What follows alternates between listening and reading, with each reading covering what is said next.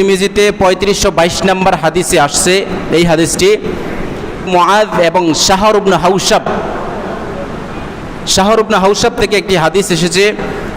তিনি হাদিস বর্ণনা করেন, একবার তিনি উম্মুল মুমিনিন উম্মে সালামা রাদিয়াল্লাহু তাআলা আনহাকে বললেন, হে উম্মে সালামা রাদিয়াল্লাহু তাআলা আনহা, আপনি তো নবীর স্ত্রী, আপনি তো উম্মাহাতুল মুমিনিনদের একজন, আপনার সাথে যখন আমাদের নবী মুহাম্মদুর রাসূলুল্লাহ সাল্লাল্লাহু আলাইহি সাল্লাম থাকেন, দিন কাটান, তখন কি দোয়া বেশি করেন? ওনার দোয়াতে কোন শব্দটা, কোন দোয়াটা বেশি থাকে আপনি আমাকে বলে দেন। শাহর ইবনে হাউশাব সালামা রাদিয়াল্লাহু আনহুকে এই কথা প্রশ্ন জিজ্ঞেস করলেন। রাসূলুল্লাহ যখন আমার কাছে থাকেন তখন বেশি সময় তিনি ইয়া মুকাল্লিবাল কুলুব সাব্বিত কলবি আলা দীনিক এই দোয়াটা বেশি করেন। উম্মে সালামা রাদিয়াল্লাহু তাআলা আনহা বলেন,